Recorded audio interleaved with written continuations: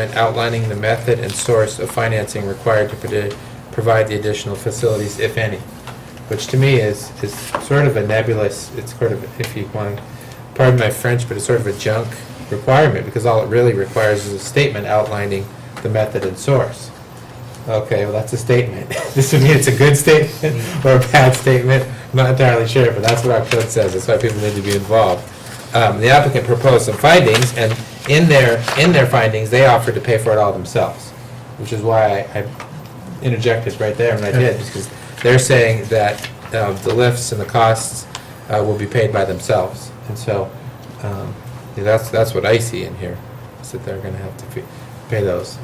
Brian, is there any sort of requirement that you're aware of that the city has a mandatory obligation to pay for it if they sort of backed out of their implied promise? No, that was just my understanding, and so I may have been mistaken on that too. That may be something you want clarification from the applicant's representative on, because that's what I was remembering, is that that the city was probably going to be assisting, if not helping, provide that sanitary lift station, because they'll pay for their portion, but this is going to serve a huge region-wide area, much larger than this annexation, and so they're not going to pay for the whole sewer lift station.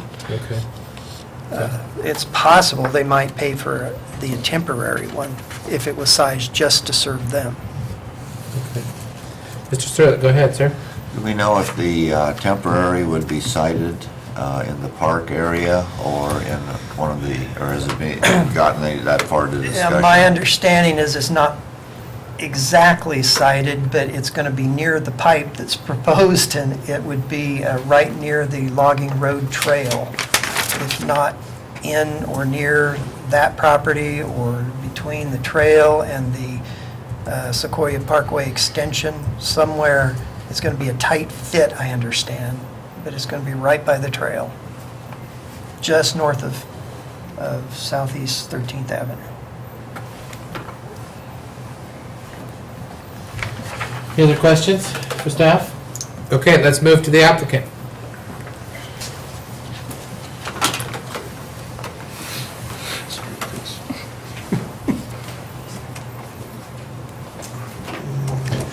Good evening again. Pat Sissel with Sissel Engineering, 375 Portland Avenue, Gladstone. Brian mentioned that the development concept plan is a more rigorous process than the development agreement, and I wholeheartedly agree with him that this is a much more rigorous process. A lot more work went into this application, but we've been working with the property owners since November, going over concept plan after concept plan and doing refinements, and I think we've arrived at a very good concept plan for this area. The annexation area includes 5 of the 6 properties that are in the development concept plan area. There's Boyle, Netter, Rice, Markham, and Stoller. The development concept plan area also includes this piece on the corner owned by Mr. Harrod. He chose not to be included in the annexation process at this time. So 5 of the 6 property owners are proposing for annexation at this time, but we have to prepare the development concept plan of how to serve the entire area. My understanding that is, if the development concept plan is approved, even if the annexation were to fail, these owners would have that development concept plan approved, and they could come back for annexation again, 1 at a time, 2 at a time, or all 5 or 6 at a time. And that once the council has approved the development concept plan, it's something they will always have, and they won't have to go through the work to create a new one. The area that we're looking at is north of 13th Avenue. It's bordered on the east by Sequoia Parkway extension and the logging road pathway, and it's got the railroad line here, and if you've been out there, you've seen the new bridge that's been constructed up and over the railroad in this area. To the west is the Feist Addition subdivisions, phases 1 through 5. This is property that's in the city, owned by the Feist family. This is property in the city that's owned by the Canby School District. And then to the north is Baker Prairie Middle School. Next slide. I'm not going to spend a lot of time with this. We went over this in the last hearing, that currently, or as of February 21st, there was 40 lots available in the R1 and R1.5 zones. And this annexation has lots in both the R1 and R1.5. The development concept plan remains to be consistent with the comprehensive plan map. The comprehensive plan map had 2 properties of the 5 in the R1 zone and the others in the R1.5. Next slide. The area that we're looking at is in southeast corner of Canby. This is the development concept plan area. Here's the railroad line, 13th Avenue here, and Malino Road here. Township Road would be up here. And since we'll look at the sewer plan in more detail in just a moment, but I wanted to just kind of outline that the sewer master plan calls for a pump station to be located down here at the intersection of 13th Avenue and Malino Road. Likely, from what we're hearing, it's probably most likely to be in this corner of the Wygant property on the west side of Malino Road, north of the trestle and north of 13th Avenue. Now this property, this pump station will serve not only this annexation area here, it would be needed for this area of the Wygant property here. This Wygant property, industrial property, was annexed several years ago. So if somebody were to come in for industrial development on this piece tomorrow, then that pump station, that permanent pump station, would be needed down here tomorrow, or as soon as that property was developed. So it's, as Brian said, it's meant to serve a large area of the city. It's meant to serve basically this whole corner of the city, would drain down to this permanent pump station, and then it would pump back up to the gravity main that ends right here, and then flow gravity from there. Next slide, please. The ownership is, the Boyles have 1 acre here in the corner. Ralph Netter has a parcel. The Rices, Jerry Markham, and Stolers. As I mentioned, Herod chose not to be involved in the annexation, but he is in the development concept plan area. A little bit zoomed in on the aerial here. This is the area that we're looking at. There is a pathway right here along the south end of Baker Prairie Middle School, and then along this side is the logging road trail, which terminates right here. This is the new Sequoia Parkway extension and the bridge over the railroad. The park is planned, you can see the trees in this corner of the property here, large fir trees. It's meant to be a passive park because there's active playground area, or ball fields and such up here that can be used in off hours. It was felt that this is really more of an area for people using these trails for walking or riding their bikes. It's a wayside for them to stop, maybe eat their lunch, just take a break, sit on a park bench in the shade.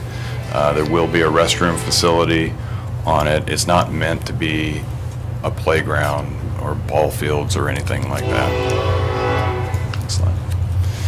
Again, the zoning for the area is the Boyle and Netter properties are proposed to follow the comprehensive plan and be zoned R1, 7 to 10,000 square foot lots. The school district property and the Feist property that hasn't been developed yet are also R1. The properties further east between this line and Sequoia Parkway would be zoned R1.5. The existing conditions on the site, mainly agricultural. There's one house here, the Boyle house. Netter property doesn't have a house. Boyle doesn't really use their property for agriculture purposes. It's more rural, residential. Netter's property is farmed. The Rice house is here, the Markham house here. This is the Stoller house, and then Harrod is in the corner here. Houses are mainly up near the street with bigger barns and agricultural buildings behind. It's not really used for active farming. I think hay is probably the most common use out there right now. There's, I think, a little bit of livestock. The terrain generally slopes north and east. These yellowish areas here are where there's vegetation. You can see the area biggest tree canopy is this area back here around on the Stoller property. The street plan proposes to take these streets that are stubbed. This is Teakwood Street here in Feist Addition, and all these streets stub into Teakwood and terminate. The development concept plan is to take these streets and generally extend them further east in a grid pattern. This street, I think this is 10th, is that 11th place? I can't read that, sorry. It is proposed to split the common property line between Netter and the school district property. We thought long and hard about where to provide these two new connections. This is Vine Street, this is Walnut Street, and the Netter property and the Stoller property are the two biggest properties in the annexation area. And so we felt that we need to put the streets on the larger properties, because if we were to put this right away entirely on Markham or on Rice, it eats up nearly all of their property for road dedication. And so this Netter gets the Vine Street intersection, and the majority of the Walnut Street intersection is proposed to be on the Stoller property, with a little bit being on the Markham. And we didn't want to split it between the two, because if we had to think, if one property developed, we didn't want a road, an important road, an intersection such as this, to be split between two properties, because then it would take both of them working together in order for a subdivision to be approved. So we moved enough of this road over where the full roadway can be built. The planter strip and the sidewalk on the west side wouldn't be able to be built until the property on that side developed. But that way, Stoller could come in and develop their property and build this roadway. Netter could come in and be the first to develop and build this roadway. That's kind of how the roadways were set up. And it worked out that our spacing was 620 feet from Teakwood to the proposed Walnut intersection, or excuse me, the Vine Street intersection, and 620 feet from Vine to Walnut, 445 feet from Walnut to the new Sequoia Parkway intersection. All of the Canby Transportation System Plan calls for 660 feet between intersections on our arterial, but we've looked 400 to 450, 480 feet is really pretty common as you go back up 13th Avenue and look between Pepperwood and Pine and Redwood. there's a lot of substandard spacings in there. The traffic engineer for the city looked at this, noted that this should be looked at in more detail when a subdivision comes in, but the TSP does show an arrow here for a new local street connection and an arrow here for a new local street connection. So our street connectivity plan is in conformance with the TSP and what is shown for new local streets in this area. Next slide, please. For storm drainage, this area will use dry wells and infiltrate the stormwater. The rules for public dry wells are basically 267 feet of horizontal separation from a well, from a drinking water well or an agricultural well, or 2.5 feet vertical separation between the seasonal high water table and the bottom of the dry well. The seasonal high water table out in this area is more than 50 feet down, so getting separation vertically will be no problem, but usually we try to get the vertical and the horizontal separation if possible. And again, we don't know how these properties may develop, whether they'll go from west to east or east to west, but however they develop, we've outlined the wells so that any new dry wells people know that they need to stay out of these protection zones. Now, can you show me on the development concept plan, you have an overlay, I didn't see one in here, that shows the existing houses and where they would be located with the parcelization map, or are you assuming that they are raised and cleared? We're assuming that they'll likely all be raised, except with the exception of maybe the Boyle household. It's possible that theirs falls in a location where the street network would still work and their house could remain.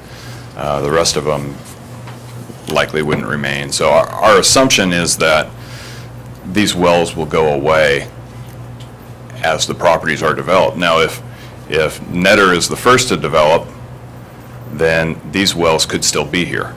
And so he would need to plan out his drainage accordingly, that he keeps his new dry wells in this area here away from the wells. If properties develop from east to west, then same thing. Stoller would need to put dry wells in a location where they wouldn't be within 267 feet or 2.5 feet vertically of the seasonal high water table. So we've addressed the storm drainage and how it'll be addressed in this area. Now, in the sanitary sewer, we discussed that the permanent pump station will be down at Malino Road and 13th Avenue. This site, the city in Sequoia Parkway put in a dry sewer main that we are to connect to. They planned for this area to drain to here and connect into this dry sewer main. The plan is for this sewer main to be extended ultimately down here, and the sewer would be pumped back up to a gravity main that drains through the Feist Addition subdivision. Do you have any idea of the elevation drop? It seems like it drops a lot right there before the railroad track and Liner Road. It does drop a lot. Certainly, it can pump back up that. I don't have an exact figure for you. Outside the limits of a standard pump station. No, we've done pump stations in West Lynn that are going up more than 100 feet, well over 100 feet.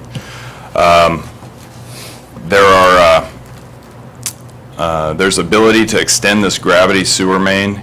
Here it terminates currently at the end of the city limits. It'll be extended as far as it can until it's ready to come up out of the ground so that we can limit how much force main would be installed. There's some of this property in this area that can drain back if it's a timing issue, what develops first. If the Feist property that's already in the city develops first, they could extend sewer across their property to serve some of this area. If this property develops before the Feist property, then likely it comes this way. The general flow will be from west to east to this main in Sequoia Parkway. If Netter's the first one to develop, he would have to bring the sewer out to here and along 13th Avenue, or get an easement from the other property owners to cross through their property with a new main. And that could be done. What can't be done is cross EFU land with a sewer. So it's, Go ahead. Finish, go ahead, I'll ask. so it's just, it's an issue of, one of the difficulties with planning this out is we don't know for sure how it's going to get annexed. We hope it's all going to get annexed at one time. That would make things a lot easier, but we have to set this development concept plan up in such a way that it works if all the properties annex, or if it works if one property annexes at a time. We want to get the development concept plan approved so that they always have it, the owners have it, and they can, if the annexation were to fail for some reason, they wouldn't have to spend the tens of thousands of dollars that it takes to create a new development concept plan. Now, can you tell us what the precise plan is for the infrastructure cost? Because this part down here deviates, my little pointer doesn't work properly. The part down there in the bottom right-hand corner deviates from what was in your narrative. This says the opposite that was in your narrative. That says the city will pay for the lift station and the infrastructure. In your narrative, you said the landowners were going to pay for the... Well, the landowners would pay for a temporary pump station here. It would basically be a temporary pump station to serve this area. This permanent pump station down here would serve this whole corner of Canby. Okay.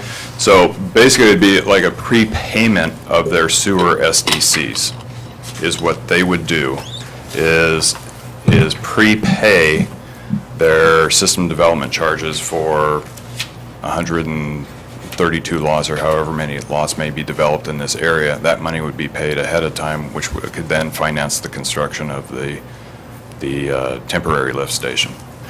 The lift station is planned, as Brian said, to be, my understanding is right at the corner of Sequoia Parkway and 13th in an area there where there's some room between the pathway and the roadway itself. Part of it would be underground, part of it would be above ground. Is that part of the Herod property? Is that where we're looking at? No, it would be on public property. Public property? Now, it could be placed, it wouldn't be placed on the Herod property, but if for some reason this totally fell through, an alternate location would be on one of the lots closest to this intersection. Does that answer your question? Yes. Any other questions regarding sanitary sewer while we're on this slide? Yeah, we're going to wrap up here before I cut you off for time, so keep going. Okay, let's go on. Water, I'll just quickly discuss its grid pattern connecting through to the new water main in Sequoia Parkway.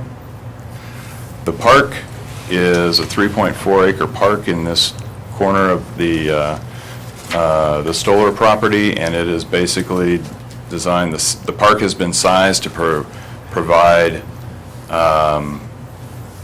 for 127 new lots in this area, and assuming that the 5 existing homes, as they get annexed, will come into the city with a park credit attached to them. So that's how the size of the park has been established. Next slide, please. The park is designed to have a bump out here along Walnut Street for a little extra room for getting in and out of your vehicle. It'll have a restroom right here. This is a diagram of the restroom, just a one-seater connected to city water and sewer. It'll have a pathway connecting to the sidewalk along the public street, meanders through, connects to these other cul-de-sacs, loops out to the sidewalk or the logging road pathway out here, No connectivity to the north because that's school grounds. The school district has fenced that. But it's an area with picnic tables and park benches and as we said, just a passive park for this area of the city. You can walk your dog, you can throw a frisbee, you can sit and read a book in the ample shade that's here. So, on the outhouse, the restroom, is that a unisex, or is it, there's a man and a woman? No, it's a unisex. The city just felt that the Parks Department felt that just a one stall outhouse is all that was needed here. So the preliminary plan is there would be no entrance from the Baker Prairie side? Correct. When Baker Prairie developed, they put a new fence, a new chain link fence along that entire property line. And the electrical line is not theirs, is it? Isn't don't there an believe so. electric fence line along there? I don't know that there is. Is there on the north? On the inside of Oh, the okay. chain link fence on the Oh, top. that's yours, okay. Fence is theirs. Okay. So, So the access would be then from the 10th and 10th Street and then from the railroad jogging path? yeah, access would be from the 10th Avenue, Walnut Street area here. There would be access in from the cul-de-sac, access in from the cul-de-sac here, a couple points of access out to this area Okay. out here. And anyway, we've put a lot of work and effort into this. The property owners are really excited to annex into the city. The city has come to them, and they feel it's now time for them to come into the city of Canby. We have two property owners. Two of the applicants are here tonight, Ralph Netter, and then Dan and Mary Stoller are here as well. If you'd like to hear from them, Okay. they're here. Thank you. Are there any questions for this gentleman? Okay. Are there any other proponents that would like to speak in favor of this application? Mr. Root? And if you can please restate your name and address again. Yes, once again, Gordon Root, Stafford Land Company, 485 South State Street, Lake Oswego, Oregon. One of the things that I think needs to be known is that our office was right over here on 386 3rd for many years. For about 4 years, we were here in Canby. And one of the things that has always inspired me about Canby is Canby's proactive approach to creating jobs. Pioneer Industrial Park was a huge win. It's one of the largest shovel-ready industrial sites in the entire Portland metro area. And we develop sites, Silverton, Malala, West Lynn, lots of big projects over in Forest Grove, and we tend to stay in the suburbs. And what always attracted me to Canby was we're just outside of the grasp of metro, which enables us to come in here and build 8,000 and 10,000 square foot lots, which we can't do inside the jurisdictional boundary anymore. So we like to come out here where we can, Canby's a place where people come to live, work, and stay. They like the single level home. You can do that here in Canby.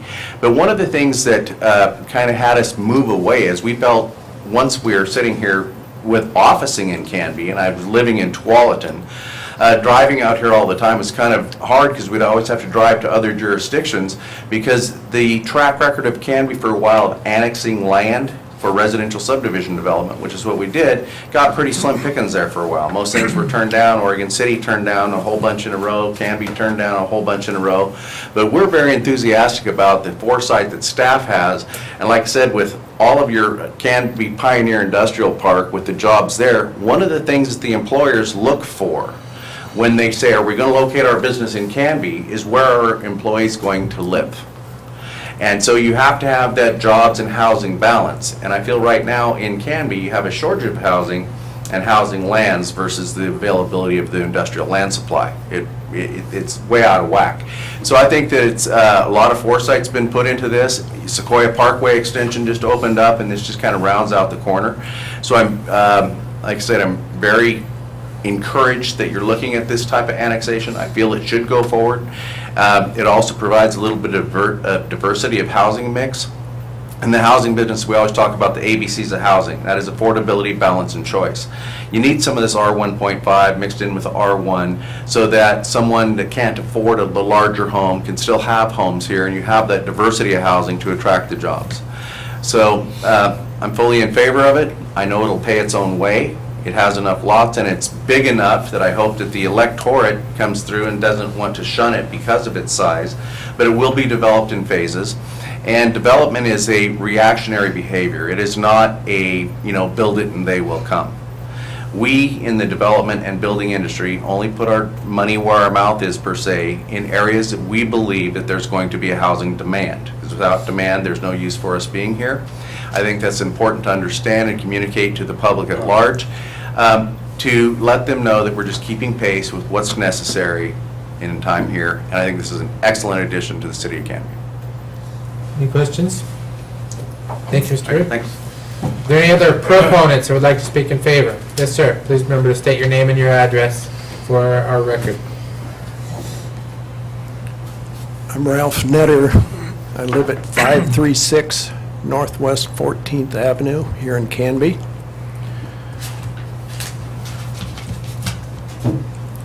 We've had, like has been mentioned, the 5 owners of these properties brought together, and I have to commend Pat for keeping us together and working together on this, and because there's been times when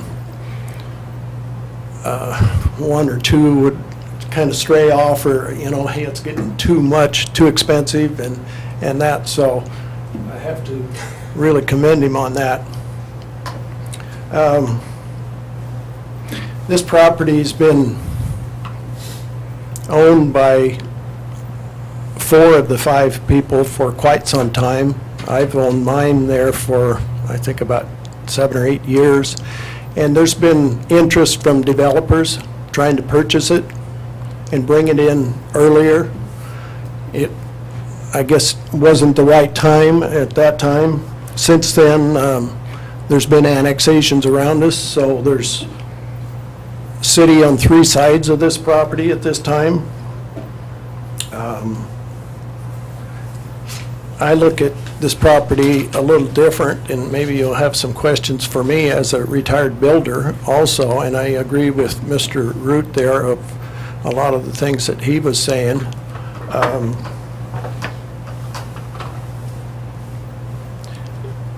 And one other thing I'd like to bring out, and one of the big problems on a master plan is when the city decided they wanted a park in that quadrant. Where do you put it? How do you pay for it? And that creates a lot of problems. So, and I think that may come up in questions later, that with the budget that the city had talked about, some problems with maintenance people of these parks, that there's an option that this park could be maybe smaller, wouldn't have to be the 3.5 acres. So that's something that could come up and we might talk about. Your concern on the pump station,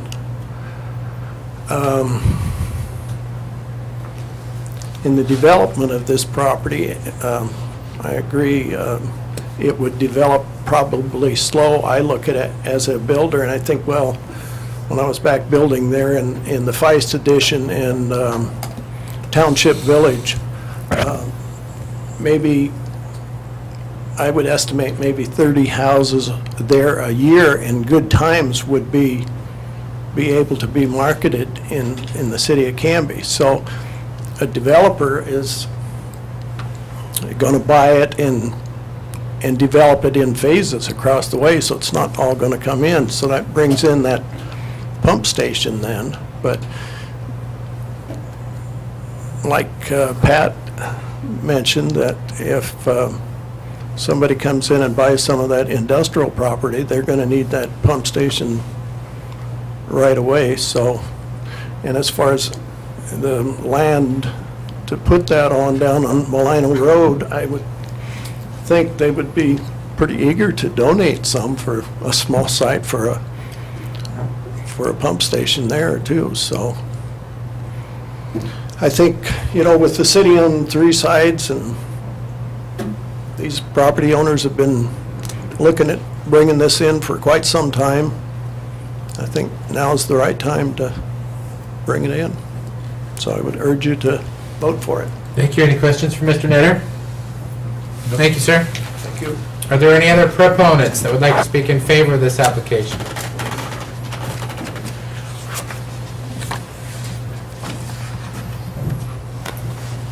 My name is Dan Stoller. I'm here with my wife Mary, and we own the east border of this development. My biggest concern is the bike path, the jogging trail, the safety issue. It dumps down onto 13th Avenue, and it's supposed to stop there. That's the end of the trail. It doesn't stop there. People continue on south, or most of the people make the big loop around. And the children, the school, actually, their track team, I believe it's their track team, they run all their children up 13th Avenue. And it's just a shoulder. There is no sidewalk, there's no lighting, it's just the biggest safety issue. That's my biggest concern. And if this were developed, there'd be lighting out there, there'd be a sidewalk. The speed limit would go from, it would be 25 miles an hour. If you get to the end of the city limits at the Feist Boyle property, that's like a green light for people coming out of town. I mean, it's, there is no speed limit. That's the time to, leave town in a hurry. So anyway, it would be a huge benefit to improve the safety issue there. That's my biggest concern. So hopefully you'll take that into consideration. Thank you. Thank you. Any questions for this gentleman? Thank you. And are there any other proponents that would like to speak in favor of the application?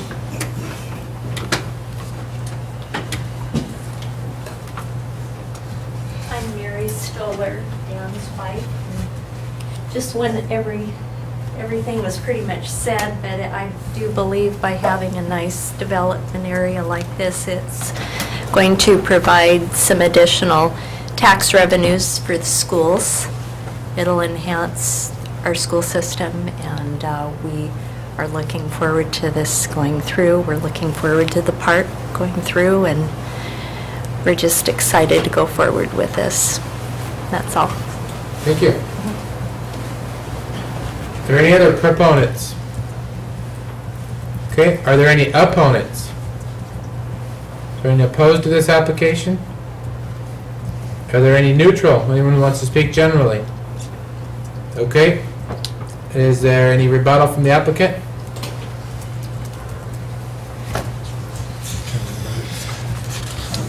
Well, I won't really call it rebuttal, but I did want to mention that Mr. Root did mention a good mix of R1 and R1.5, and that's going back to that slide where we did the buildable lands analysis, showed that there were 7 lots available in Canby in the R1.5 zone in February. And I know at least one of those 7 now has a foundation on it, so that it's down to 6, if not less than 6. So there is some R1.5 land needed in Canby. The other annexation hearing before you tonight was for R1 land. So this would provide some of that mix that is needed. The R1.5 zone has always been short of lots.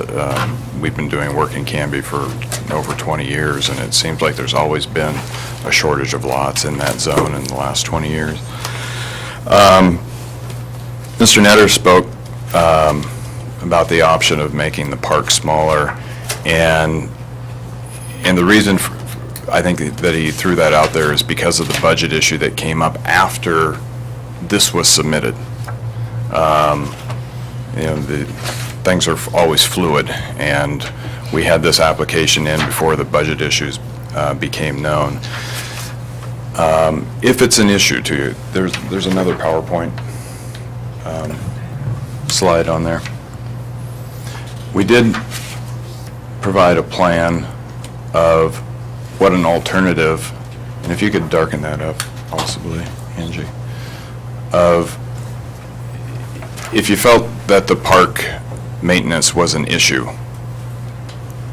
and an alternative plan would be to provide about a 1.2 acre park in this corner of the site, and have a little different street layout where 10th would come along and knuckle and kind of tie in like this.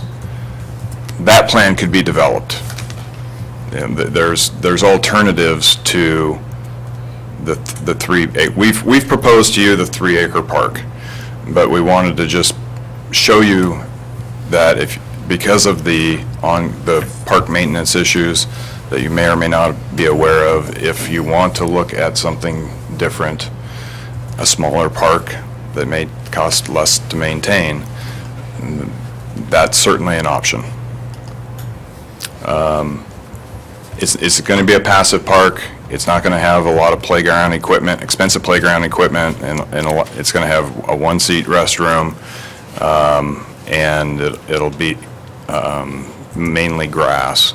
So it's going to be a low maintenance as far as city park facilities are concerned. So, any questions about that? All right, thank you. Okay, we will with that close the public testimony portion of the hearing and go back to, is there any final questions for staff on this application? Not seeing any, we'll close that portion and move to deliberation and discussion.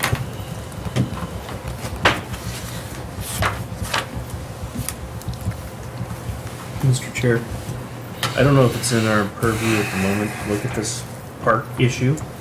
I mean, is this something that we can address at the moment? Is it something that needs to be addressed later on?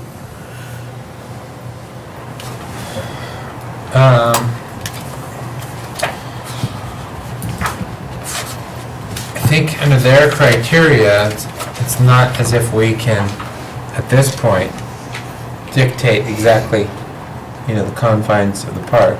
That's kind of what I was. They have to show that the amenities, if you will, facilities, amenities, it's the statement of availability and capacity of, existing water, sewer, drainage, transportation, school facilities, statement that increased demands for such facilities, and then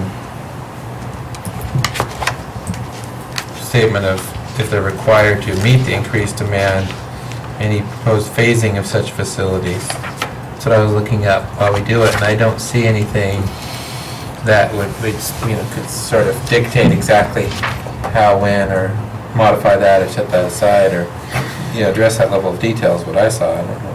Brian, do you have any comments on that? I think your best way to think of it is, and you may not be I'm not all that familiar with our master parks plan and acquisition plan, is the Parks and Recreation Advisory Board, along with the park planner and our park employees, they all feel like this is a good location for a park, and they're okay with accepting a 3.4 acre park or a smaller park if that's what happens.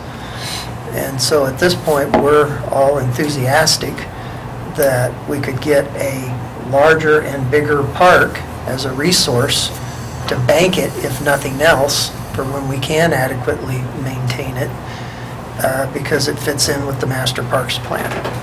If finances is an issue that the council has purview over, and if for some reason they have a real big problem with it, you can have on record in your minutes that you support a smaller park as well, because it fits within the master parks plan to have one in this location. My thoughts, I don't think we have much purview, I guess, to adjust this for them, but when in the grander scheme of things, if the owners are willing to dedicate their own land rather than the city taking it from them or requiring it to be taken, I'm sort of all in favor of that, because in our current planning model around the state, we have the abandonment of a lot big enough where your kids can play in your own lot, your own yard, which was historically, you play in your backyard. Nowadays, they aren't allowed to have a backyard big enough to play in their own backyard, so they gotta go down the block, over the street, over this to somebody's rubber stamp to park over here. And so I'm all in favor of making them as big as possible when it's voluntary, and if the budget allows for it. What else do you do? I mean, That's kind of what I was getting at. I mean, at that point, if they're willing to put this up, I would leave it at that point to, it's there. It can be adjusted to whatever it needs to be. So, just wanted it talked about a little bit and see where everybody was at with it.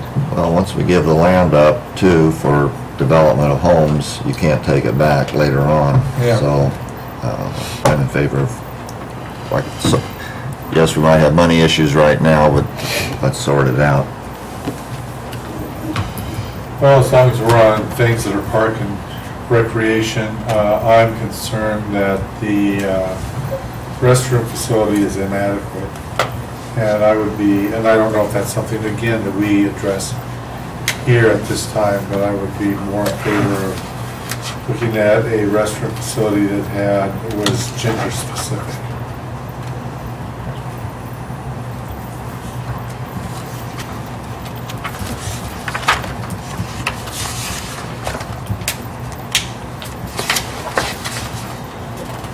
Okay. But I'm not sure that's something that's in our purview at this particular time.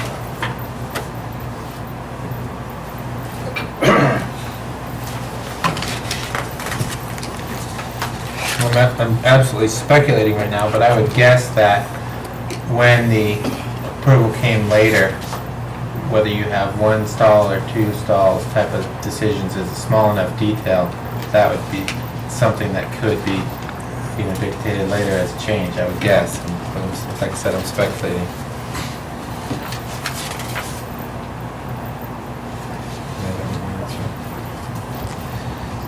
Okay, well, we have on the table a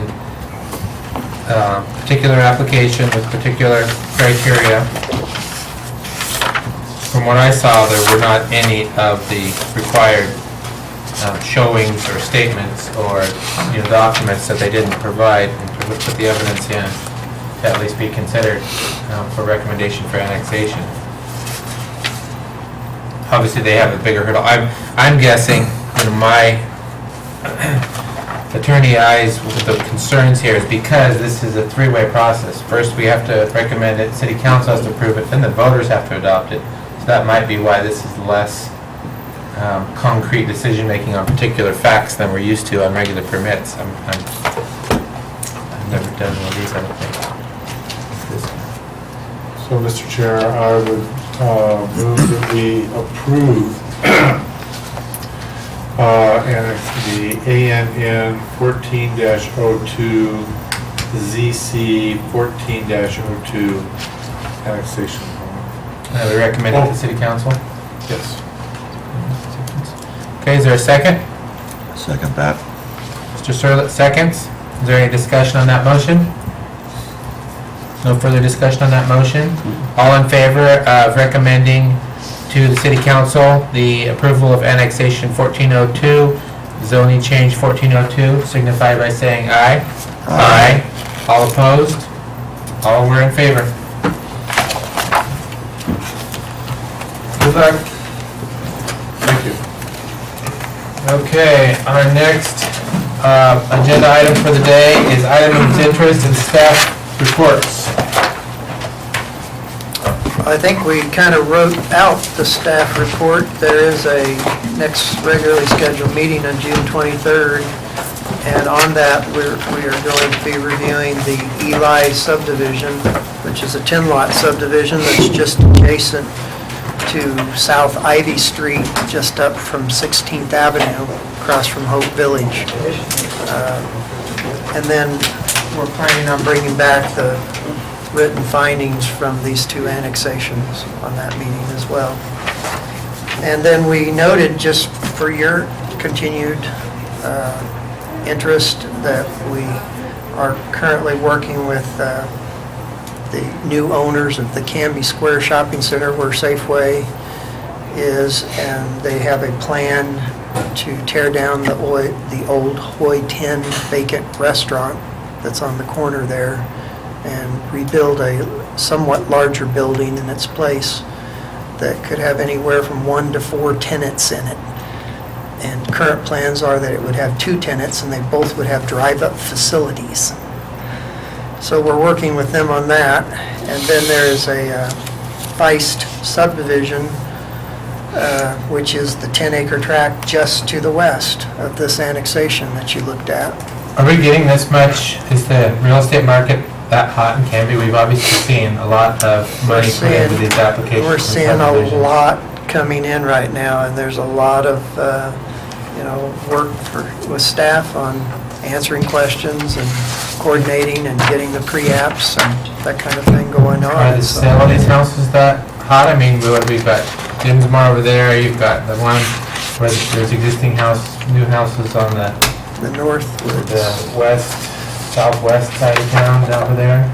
yeah, I'm not sure what your question is. Is whether the the- real estate market hot right now in Canby? I mean, these people obviously are noticing something and doing I something. There's mean, money in it. I think what they're mostly going off of is all we had available before was Northwoods Phase 1, and they sat with maybe 1 or 2 lot sales for 4 years, and then they went with 40 all at once in a year and a half. So, if that's any indication, it appears that there is a demand, and everybody's seeing that. They're all jumping in. And If all of these move forward in the next 5 to 6 year range, we'd have 150, 200 lots yeah. or more. So, for budget purposes, I had to anticipate that next year we'll actually do fewer home permits than we did this year, because it will take 2 years for all of these subdivisions to come on, not all of them, but a lot of them to come online. And then the following year, we're going to go skyrocketing. Just in time for me to retire. Congratulations, you got a lot of service. Jeez. Thanks. Man, but you could be appointed. All right. Anything else? Angie, Laney? All right. So we start the popcorn. Mr. Chair, I move that we adjourn. Okay, no items on the business, no items of business on the agenda, we are adjourned.